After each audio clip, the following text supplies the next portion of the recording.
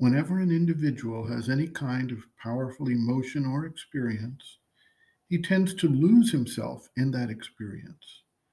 He becomes angry or lustful or ecstatic or joyful, and the feeling takes over his entire being, and for a time, he is that force.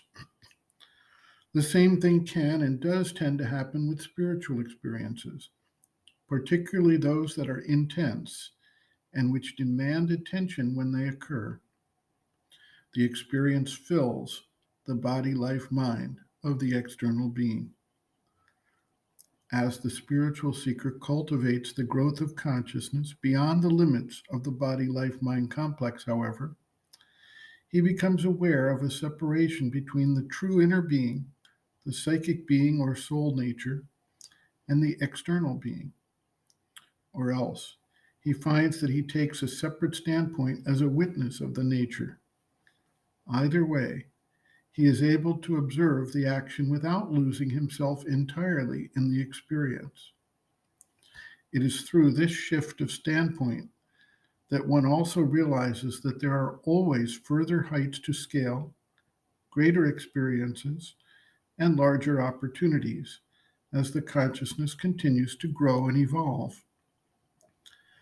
It is also helpful if the seeker is able to hold this separation of awareness so that he does not become imbalanced and lose all sense of proportion and the varying needs that arise to interact with the world and deal with time, place, and circumstances in a realistic and practical way, something that may not occur if the seeker becomes too attached to a particular experience and what he believes it signifies.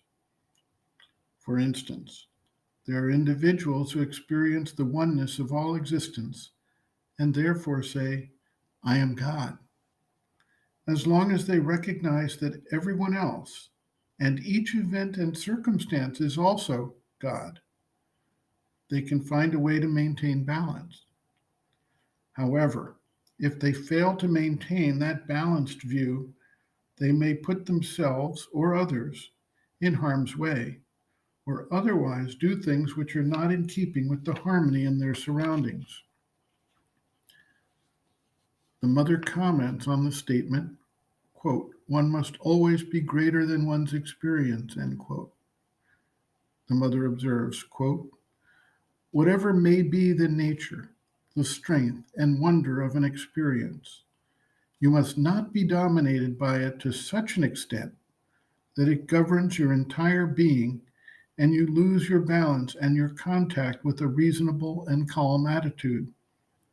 That is to say, when you enter in some way into contact with a force or consciousness which surpasses yours, instead of being entirely dominated by this consciousness or force, you must always be able to remind yourself that it is only one experience among thousands and thousands of others, and that consequently, its nature is not absolute, it is relative. No matter how beautiful it may be, you can and ought to have better ones. However exceptional it may be, there are others still more marvelous. And however high it may be, you can always rise still higher in future. So instead of losing one's head, one places the experience in the chain of development and keeps a healthy physical balance so as not to lose the sense or relativity with ordinary life. In this way, there is no risk. The means? One who knows how to do this will always find it very easy, but for one who doesn't know, it is perhaps a little troublesome. There is a means. It is never to lose the idea of the total self-giving to the grace, which is the expression of the Supreme.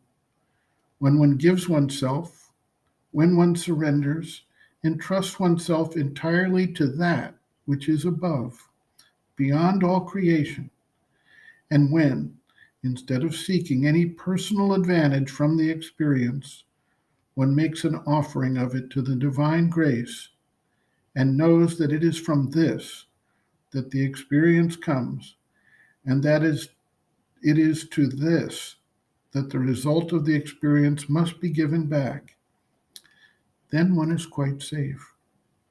In other words, no ambition, no vanity, no pride, a sincere self-giving, a sincere humility, and one is sheltered from all danger.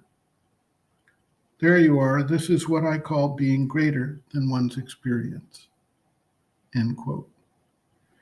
Reference: Sri Aurobindo and the Mother, Growing Within, The Psychology of Inner Development, Chapter 7, Growth of Consciousness, Inner Experiences, pages 143 to 144.